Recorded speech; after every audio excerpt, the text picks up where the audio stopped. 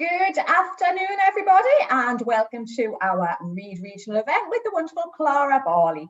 If you could please turn off your camera, that would be lovely, and also if you can keep yourself on mute throughout, that would be excellent as well. We have Tom on tech support today, so if you've got any problems, just type them in the chat and he can help you out with that. And also, you did get a message saying we'd let you in at 2 o'clock, but obviously we were just kidding, we'd let you in at 1 o'clock, because that's what time the event was due to start. If you've got any questions for Clara, if you want to pop them in the chat facility, and then I can ask them to Clara towards the end of the interview. So, welcome, Clara. It's lovely to have you with us here on this sunny afternoon. And we'll start the interview by just asking you to tell us a little bit about yourself and how you became an author. Well, good afternoon. Thanks for joining us, people. I mean, it's such a beautiful day outside, so thanks for being inside. we'll keep it definitely under an hour so you can get back out and enjoy the sunshine. So, so a little bit about me. So, my name's Clara Barley. That's how I've my author name. And this is my first novel, The Moss House, which is what we're talking about today. And it was published in 2019. I've written lots of other stuff. I've written non-fiction. I've written plays, short films, exhibitions, yeah, a real selection of things over the years. And my job is I work in heritage museums sharing stories, largely historical. So this came about from a bit of to do with my work and also my own interest, especially in women's histories and stories that aren't necessarily particularly well known. So it came out in 2019 and it was selected for Read Regional, which is what we're here for today. And obviously we were set back in 2020 for 16 talks I was asked to do, which was fantastic, throughout the north of England in libraries.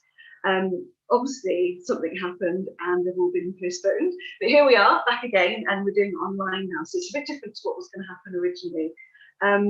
So yes, this is my first novel to be published, so I'm quite new to all this really. I have got another few that I've written and that I'm kind of pitching at the moment, and we'll see what comes next. And I've also got a sequel / prequel to this one, which again features the same character, Anne Lister of Shibden Hall, and hopefully that might be out perhaps later next year, so we shall see. So how long did it take you to write The Moss House? It was actually quite quick. So back in, I think it was 2015, I started working at Shibden Hall near Halifax, which is the home of Anne Lister.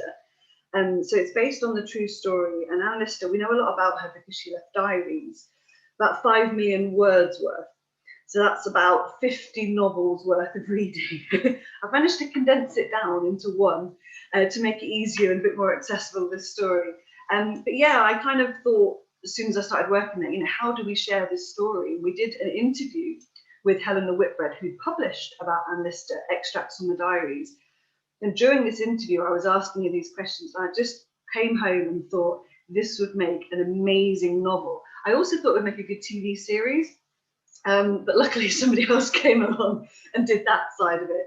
So I actually wrote it quite quickly. I kind of knew the key bits of the story I wanted to talk about. I knew the house. I know, obviously I live in Halifax, so I know the area very well and the landscape. I'd also, as a women's historian, I knew the period pretty well, and I knew sort of what women's place was at the time and the frustrations they would have had. So I wrote it first person, not really to emulate the diaries, but more to reveal deeper level of her thoughts and feelings. And it's also written partly as Anne Walker, who was her partner and later wife, who lived with her at Shibden Hall. So it goes between the two characters. But it sounds it's awful for any struggling writers to hear, but it kind of wrote itself, I think, because I just loved the story and I loved what was happening. And I knew the shape of it, I knew the chronology and how it would shape itself into a novel. So it wrote itself quite quickly. It then sat in a drawer for quite a few years. And it wasn't until Sally Wainwright confirmed she was doing the TV series that I thought I better get it out and actually share it before somebody else does it. And so all the time it was being edited and waiting to be published, I was really nervous that somebody else might pick me to the post, but nobody has yet. So this is still the only novel about Anne Lister, and hopefully the next one out will also beat any others as well. So fingers crossed. Definitely. So obviously research is a big part of what you do. So how do you go about doing your research, and how marvelous was it to have access to the diaries? Well, the diaries themselves are quite hard to access in a way, because if anybody's seen them, they're really hard to read her handwriting. And a big chunk of it is in code. So what we rely on is the few biographers who've transcribed the coded sections in the diaries. And at the point of my writing the initial first draft back in sort of 2015, 2016, there was only sort of 2 books by Helena and 2 books by Jill Liddington looking at very specific periods. So obviously I'd read those books, but mine sweeps from 1834 through to 1840. And so really it was based on the key events that I knew about. So although I was familiar with her voice from the diaries, it covered a lot more. So in a way, it gave me a lot of freedom. I think if I tried to read sort of 6, 7 years worth of diaries, it would have taken me 5 years and a lot of eye strain to read this handwriting and all the coded sections. So in a way, I kind of cheated, really. I had a chronology of the key events and the key things that I wanted to explore, and then sort of set the research to one side and just ran with these 2 voices of these 2 women 200 years ago, and what I think they would have felt going through these experiences. And I think anyone writing historic fiction will find, you can spend years and years and years doing research, but there comes the point where you have to put that to one side and remember that you're writing a novel, and that we can never really imagine what you're obviously putting your own modern sensibilities onto it, so you can't ever guarantee it's a genuine voice, but you want it to be relatable, and having a modern voice often helps with that, if that answers that. It does. And how much artistic license did you use whilst retelling the story? Because I can imagine it would be really hard to get that balance between fact and fiction. Yeah. Well, I think a lot of things, again, especially when it's definitely a known fact, like, the dates that certain things happened, when people died and when they got married, all of those things you can't budge. You can't, I didn't create anything too fictitious. But the one thing that was interesting was the Moss House, which is the title of the novel. So basically, we knew that she built a moss house. That was mentioned in one of Jill's books, which is a later date. She built this chaumière and kind of a private place by the lake for her to retreat to with Anne Walker. But we don't know what happened to it. So that was the only bit of real kind of fiction that I thought, what could have happened to this? And to me, the Moss House was a symbol of this privacy, again, because in the house, even though Anne Walker moved in with them, there was still her aunt, her father, her sister, servants. It wasn't private. So although they turned a blind eye, the Moss House was the place where they could be together and truly be themselves. But I quite liked, again, someday people are transcribing the diaries, but somebody's going to turn around and say, oh, did you know that this happened? I don't want to know, because that was the one thing that I really got to be a bit more creative about.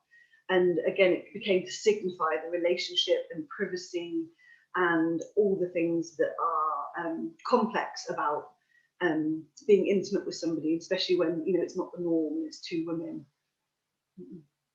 I did love that part in the book, and I was devastated as to what happened with the Moss House, but I won't say any more because I've suddenly thought, don't do that, Pauline. You'll give it all away. Which of the 2 Annes is your favourite?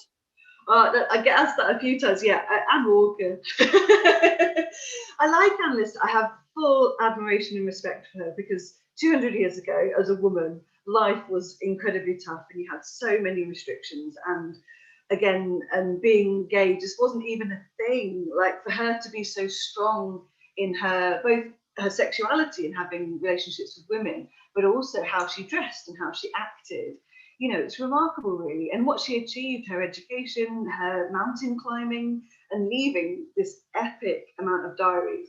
But Anne Walker, we know a lot less about, but I think I like her more. And again, I suppose I like my version of Anne Walker. So again, she must have been appealing to Anne Lister. But she seems very popular and well liked. But again, she was brave because she didn't marry either. For various reasons, and she had a really tough life. I think she lost both of her parents and her older brother quite young. Her sister married and was taken right up to Scotland. She was very alone. So again, I get her character is much more, I think, to me, relatable, of kind of of being alone and not quite knowing what to do with your life. And then obviously she had a lot of influences from her family wanting her to marry a man. But again, she stuck to her guns and she was brave as well in a slightly different way. So yeah, definitely Anne Walker. And again, in the novel, I try and give her the humour. I think Anne Lister was quite straight in how she sort of saw things. Whereas I imagine Anne Walker rolling her eyes and kind of laughing at her a bit with some of her comments. I agree. Anne Walker was definitely my favourite character. Too straight laced for me, I've got to say. Yeah. Questions from the audience, from Deborah. How did you deal with the fact that you had two central characters with similar names? Yeah, well, I cheated a bit. I called them Miss Lister and Miss Walker, which actually they would have done the formality at the time, unless you were quite an intimate friend or relation, you would call each other Miss or Mrs. or the title. So again, I kind of had to cheat a little bit, but the aunt's called Anne, so everybody's called Anne. And then obviously at Shibden Hall, the whole ancestry of the Lister family, they're all called John or Anne, which makes it hard to kind of think about who's who. So yeah, so in the novel, they call each other Miss Lister and Miss Walker at first. And then obviously you just have to skirt around it in a bit. And hopefully that, because it's first person voices, again, you hope that even without the title, you're hearing the right voice. I think that's something that hopefully I've managed to do in there, that you can tell who's speaking even without sort of the titles. But yeah, there's a comment in there from Anne Lister, so she's an Anne as well, but without the E. But yeah, hopefully I've covered that. So it was good that they call each other different names at first, until they get, and again, I sustain that a lot longer than probably they would have done. I keep that until they actually get married, and then they start to call each other Anne. But they actually had nicknames for each other. But again, I didn't, at the time of writing, I didn't know about those. But more research has been done since, so there's more that we're learning about them. So I might have to rewrite it at some point and add some more details in. What are their nicknames? You've got to share that with her. I'm trying to think now. I think she calls it. Oh, now I'm not going to be able to remember now. It's just recently come out. We found one of the travel journals, which we thought was Anne Lister's. There's some handwriting in it that's Anne Walker, so they're obviously sort of sharing the book, and so we've got a bit more of Anne Walker's voice. Could she call it Agnes? Or something? Anyway, there's just pet names for each other. I'll have to check up on what they were. And then with the relationship with Mariana calls her Freddie. and she calls Mariana Percy, and she calls the horse Percy, and there's all these kind of slightly more masculine names which are quite interesting. So yeah, so I'll have to check up on that. I'll have to check what they were. But it was quite surprising, really. But then I guess it would be weird to call somebody the same name. I suppose that's what happens if you're in a couple and you have the same name, either two men or two women or one of each. But yeah, it must be odd calling somebody the same name as yourself. Definitely. That's really naughty of me putting you on the spot there as well. I do. Oh, sorry. I feel like I need to quickly Google it. Adney, that was it. Somebody's just posted. Adney. Oh, well done. Well done, Lynn. Little Adney for Anne Walker, which is quite sweet, isn't it? So, yeah.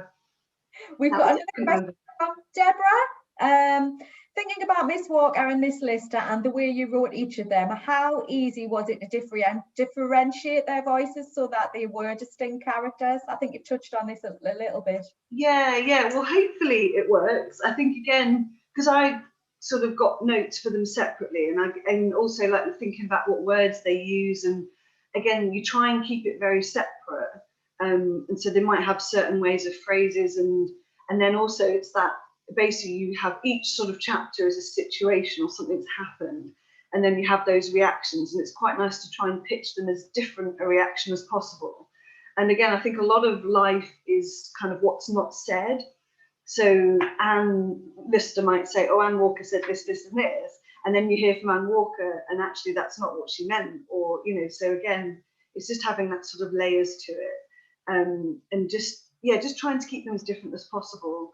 And I think Anne Lister was just her inner dialogue that it's much more blunt and to the point, whereas Anne Walker is more lyrical in a way in my head, and so she kind of talks around things a bit more.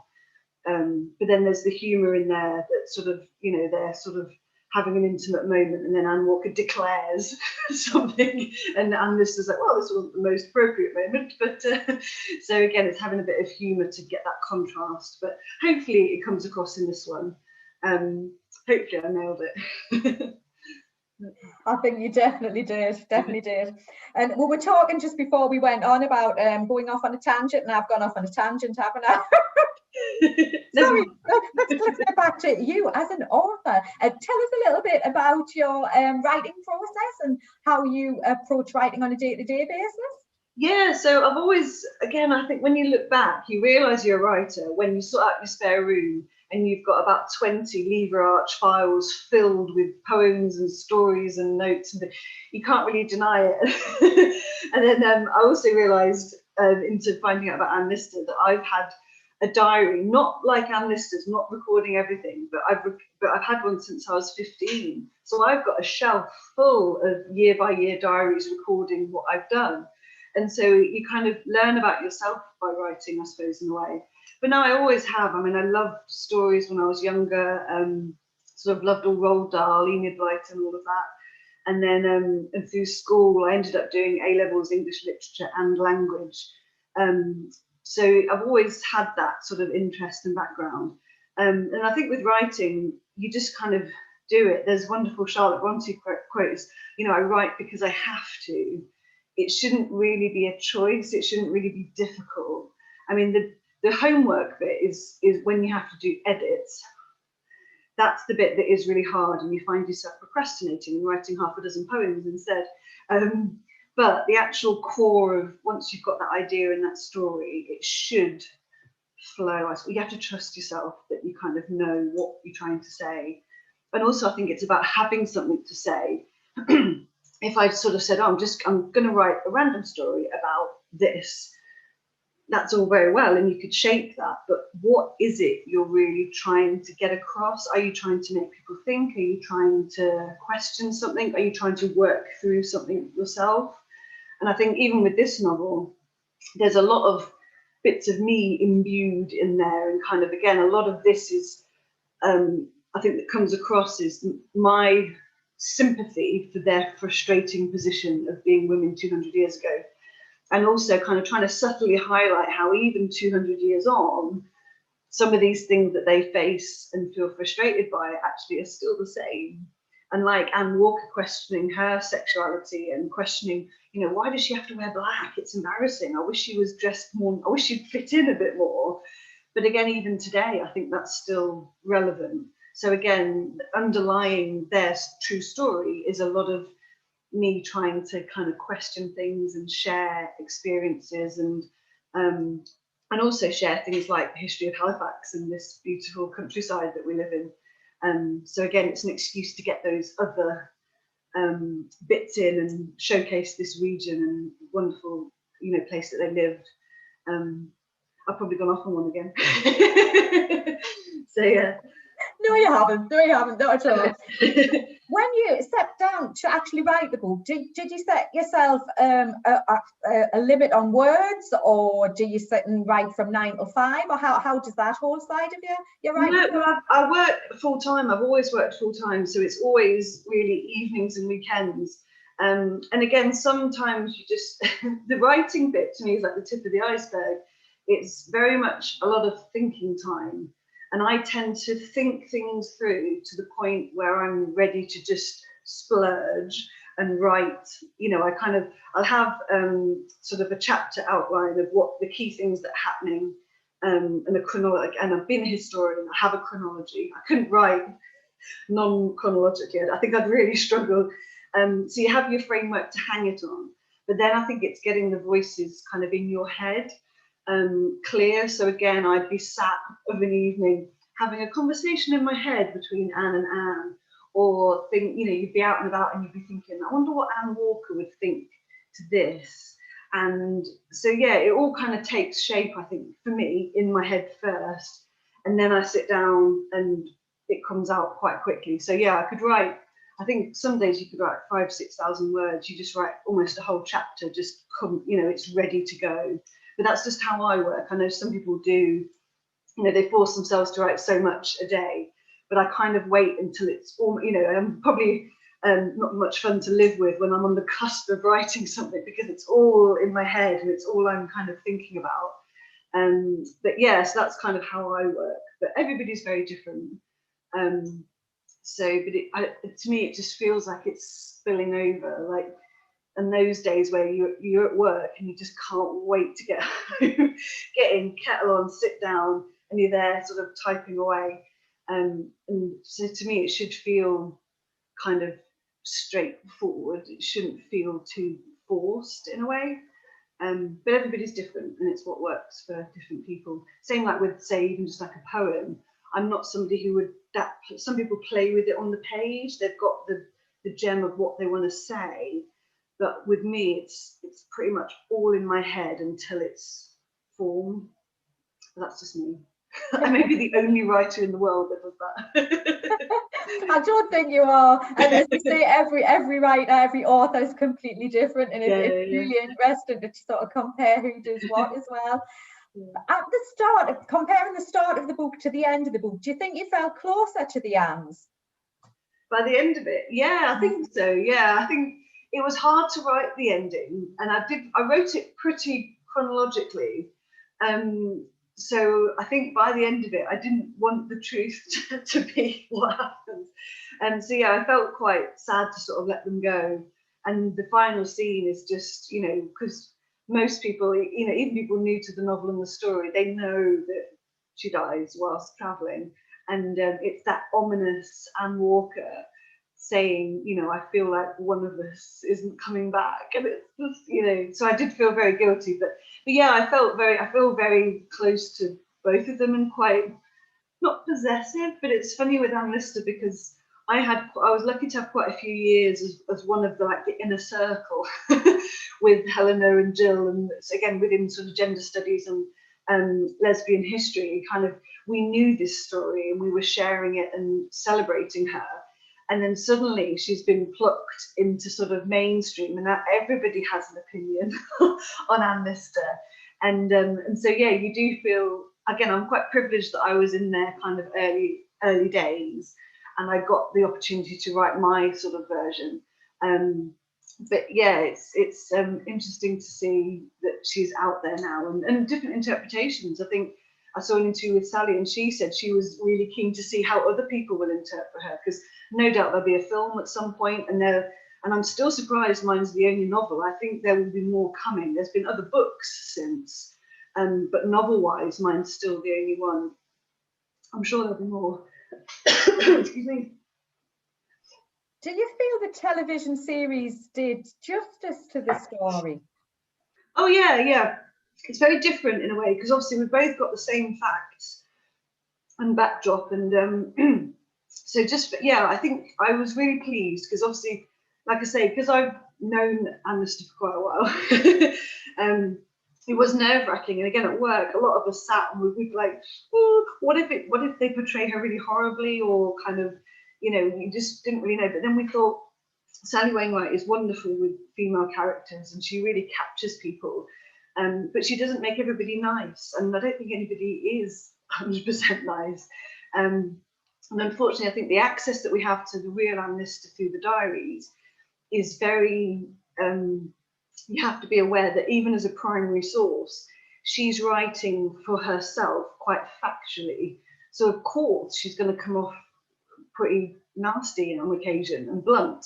And again, when, you know, if you look back at your teenage diaries, I hate everyone, you know, it's kind of like, I wish that this, you know, it is a bit like that in a way. And again, so of course, if you're reading the diaries, but you've got to think that's not necessarily how she felt, that's just what she's saying. Like, it would be easier if her father died and left her full control of the estate. She didn't want him dead. And again, I suppose she comes across as quite scheming in her relationships, because she says what we all think. But again, you know, inside, you know, what attracted you to the millionaire Anne Walker? Well, of course, she's going to mention that, you know, she's a good catch. But that doesn't mean that she doesn't also love her and fancy her and fall for her. It's just you get the very blunt bit, which is why I didn't want to emulate the voice of the diaries. So to me, it's a level back from that, the inner voice, which also has the doubts and the feelings. And she might say something quite blunt in the Moss House, but then she'll qualify that by saying, oh, I shouldn't say that because, you know, it's just I've been jilted before. I don't want to be hurt again. So hopefully I've given her a more sympathetic kind of voice. But yeah, the diaries can be a bit harsh. She sounds quite, but then the thing is, she was very popular. She had a lot of friends and girlfriends and more than one wife. So she couldn't have been cold and calculating because, you know, she had quite a successful record. And again, her letters, the best thing to do is read a bit of the diaries, but also look at some of the letters, because in the letters, she's lovely. And so, of course, and you got to think, yeah, coming across, we all have those inner thoughts where, oh, why don't they just die? And why don't they just go away? And so, yeah, and I think, and then the politics is interesting because she lent on her tenants to vote her way, but then 200 years ago, women didn't have the vote, and how frustrating that must have been to, you know, give employment in a way to 50 odd men, and they get to vote and you don't. I think I would lean on them as well. It doesn't make you a bad person. And they say she threatened to evict people if they didn't. But again, I think that might be a bit far-fetched. I think she might have said it, but probably in a kind of coy way, like, you should really vote how I do. So I think I approach her much more sympathetically. And you've got to just imagine her whole life must have been frustrating, just being female, as it is still for many people today. I think you're right, and that definitely does come across. But as you said, with the diary's your personal thoughts as a teenager. Yeah, don't like her, don't like her. Yeah. So yeah. I think you're right, that balance of letters and diary is definitely the way forward. We've got another question from Deborah. I found Miss Lister bordering on unlikable. Did you like her all the time as you wrote her, or were there times you didn't like her? I think it's more I empathise with her. So I don't necessarily agree with all of her choices. And again, I don't get the whole dissection thing and the, you know, I think she was obviously on a mission to explore human anatomy and biology and kind of what was going on. So some things I'm like, what?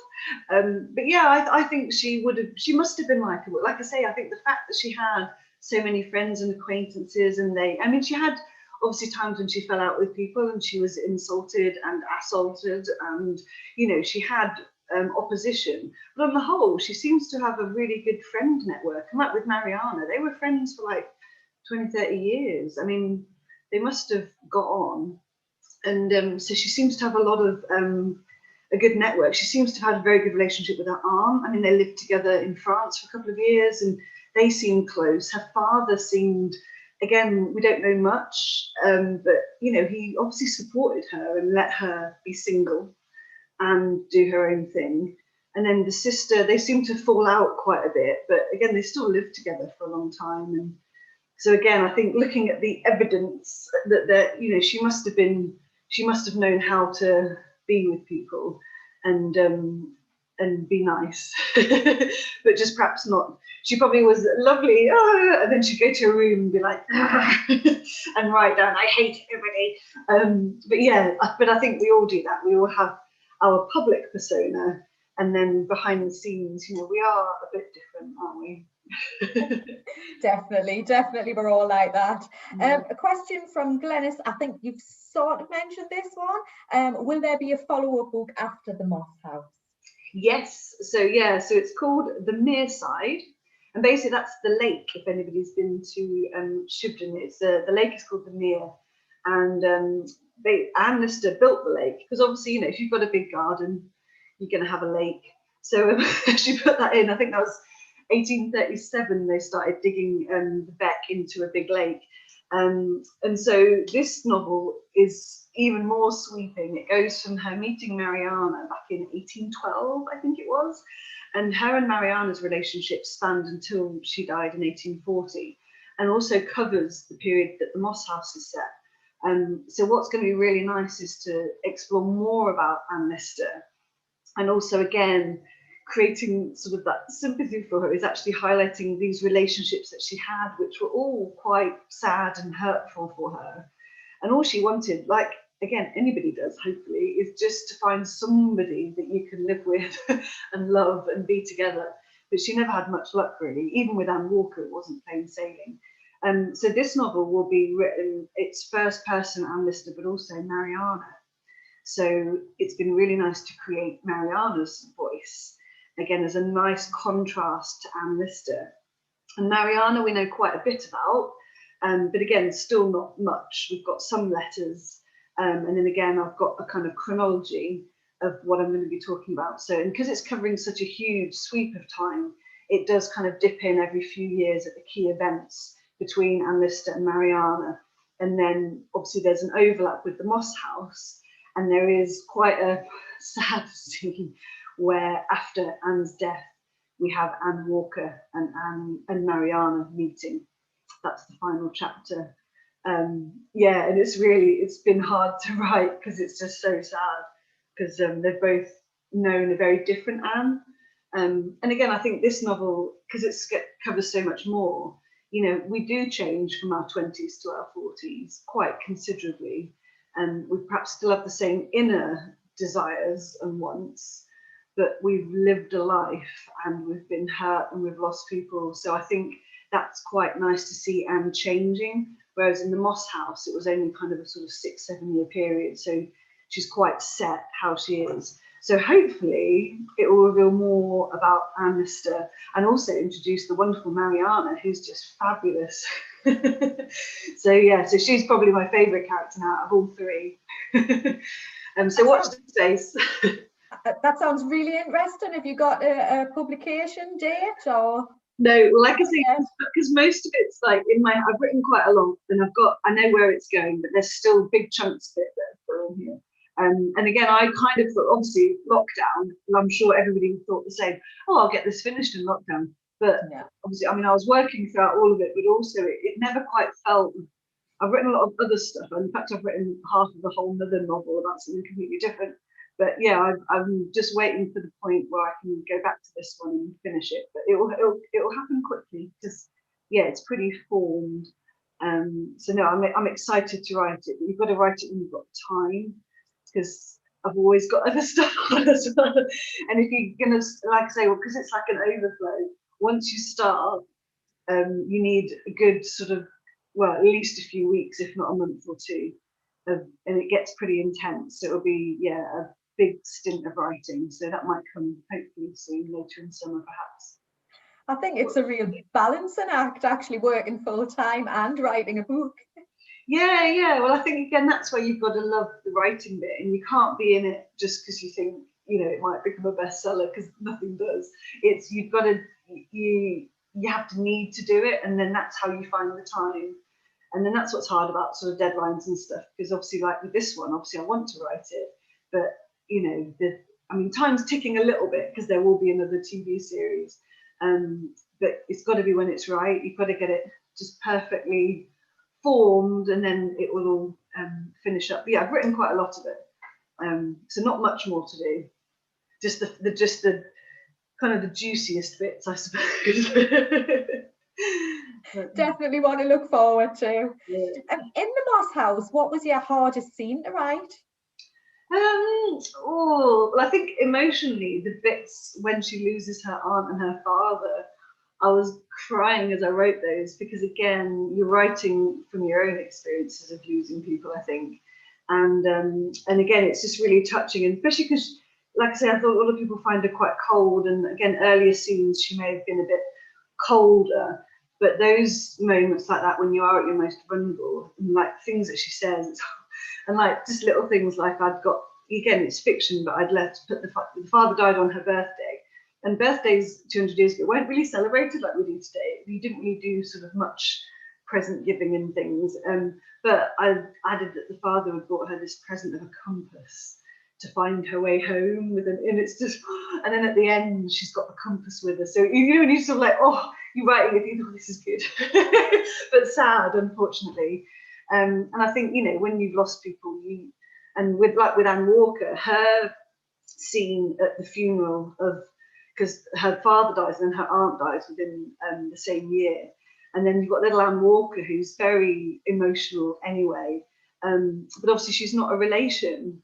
But again, I pictured that she would be in bits at the funerals, but people wouldn't get it because they'd be like, well, she only visits there. They wouldn't know that she's her wife, and so he would be her father-in-law. And the aunt would have also been a close friend of hers and taken her under her wing as well.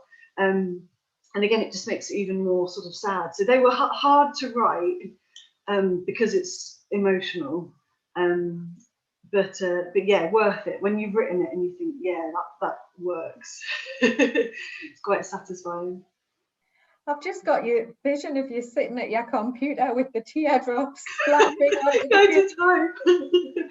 Yeah. Well, even now, we'll often get asked to read extracts of the books, and there's a few bits that I've tried to read, and I've thought I might cry. So, and again, it just affects you, I think, because you know your story behind it as well, and yeah, so there's some bits that I can't read out, or I have to skip over it very quickly, or think of something else whilst I read it.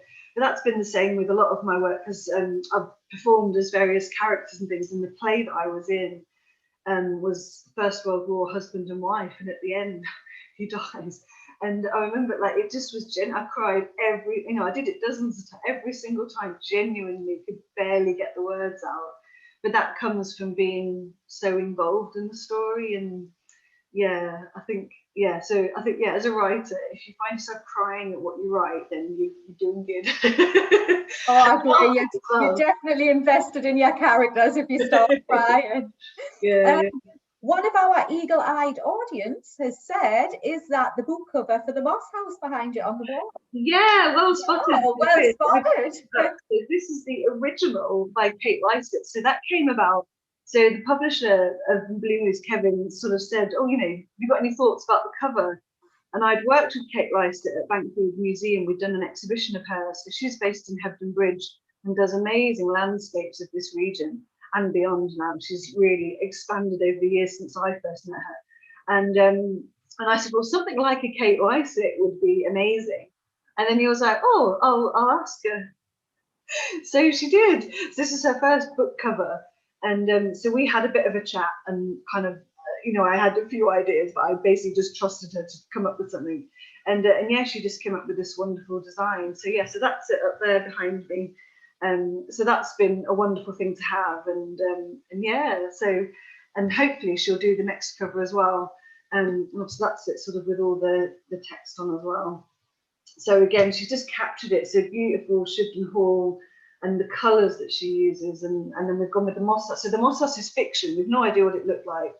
And what, she records it being built. It was just a single room with a fireplace, but we've no idea. So that was what we I thought it might be like a round thing with a thatched roof, but no idea.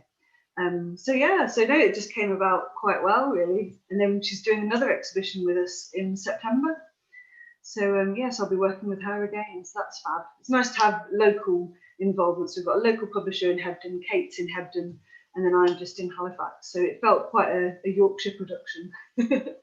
That's really nice, and the cover is very atmospheric. It's beautiful. Yeah. Well, I kind of had to have it. Like it's, I just thought I can't have somebody else have this. But she does prints and there's cards as well, which are beautiful. So I've been using. Yeah, I bought lots of cards. So everybody that I know has had a Moss House card as well. But no, I had to have the original. I couldn't let somebody else have it. It just means too much to the whole journey of writing this and seeing it published. Yeah. Definitely. We've got about 5 minutes left, so if anyone in the audience does want to ask a question, if they want to quickly pop that in the chat, and we can ask Clara. But I've got a couple more to ask you. And the first one was there anything about the publishing process that surprised you? Oh, I don't know really. I think it's an interesting experience because you really have to just trust the publisher, because I have no idea. And I don't have an agent, I still don't. So again, some people have an agent who kind of, I suppose, looks after you a bit and probably tells you more about what's happening. But being a local publisher, it's an independent publisher, so there wasn't really sort of a marketing budget or anything, if anything. So again, a lot of it is collaboration, and I use some of my contacts, and again, it's word of mouth and things like Read Regional. that helps sort of spread the word. So it's a slow process, I suppose, of getting it out there. It's, unless you're with like one of the major publishers, you don't get, you know, you're not on billboards, you don't have adverts and things. And I think the majority of books like mine, it's, you just got to trust, hopefully, that people come across it and read it and like it, and share it. And I think that's kind of still an ongoing process.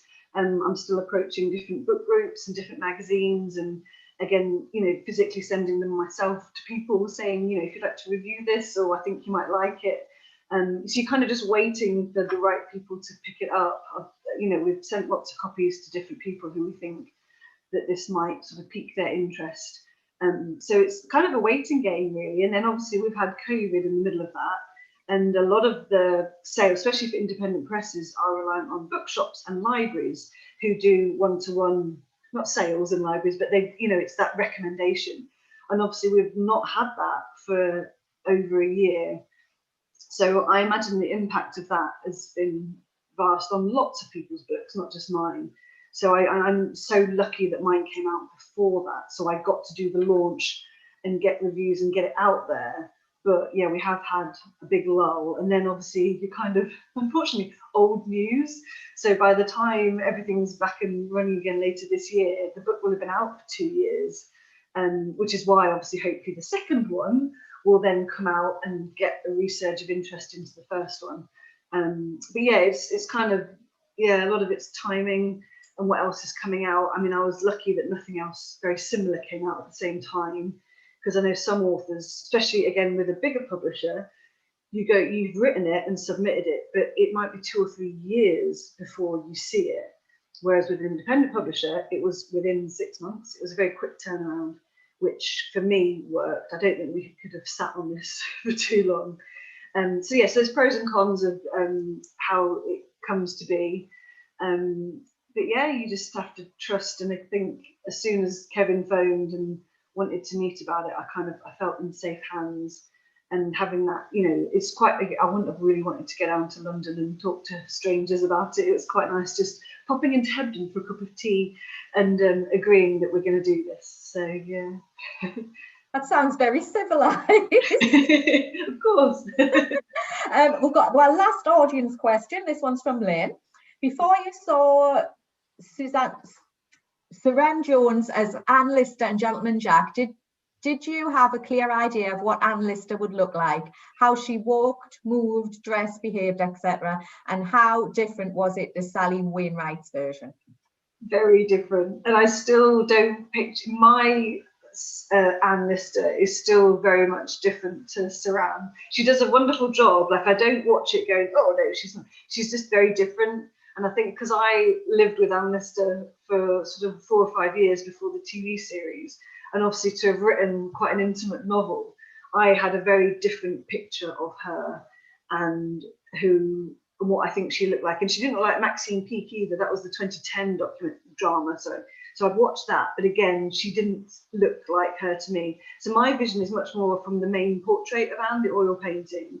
But also, again, I think because she had quite a few different girlfriends and didn't seem to struggle getting girlfriends. Again, to me, she was more feminine than Suranne Jones is in a way, and more, I don't know, kind of universally appealing. That sounds, you know, it's kind of, so yeah, I pictured her very different, I suppose.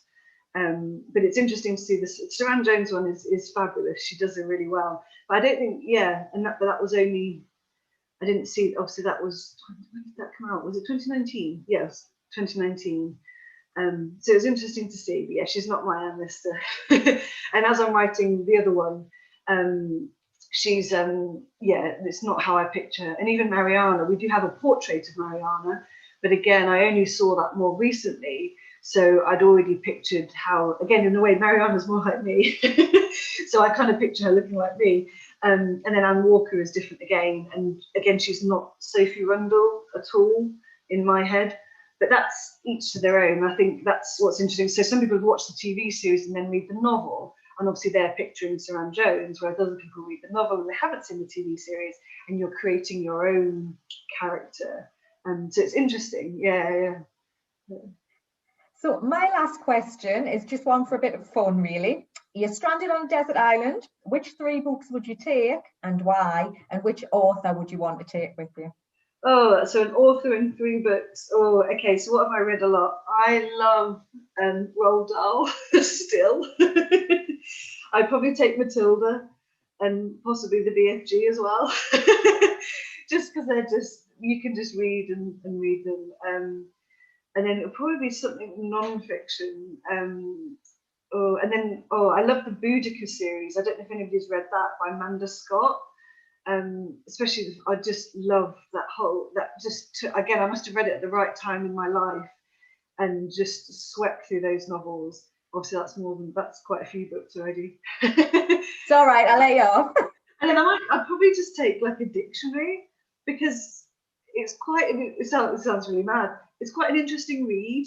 And sometimes I do dip in and out of it, and the thesaurus is always wonderful because it just makes you think about different words. But yeah, so I'd probably take a dictionary and then the BFG, and then possibly one of the Boudica books.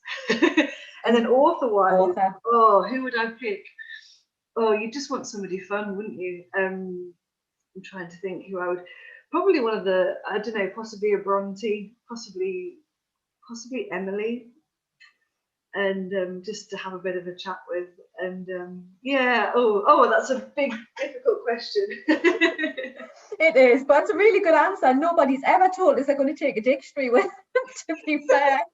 It's a brilliant book. It's like a really, really long poem, and you just learn so much from it. And again, I find it just sparks you something. Again, this sounds a bit crazy, but yeah, dip into a dictionary.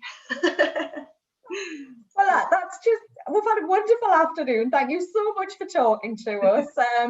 And hopefully once the world reopens properly and we can do events, we'd love you to have come along, and especially when your new book's out, we can do an in-person session, which would be definitely. No, I'd love to come along, and it's always nice to meet you. So thank you for coming this afternoon and listening.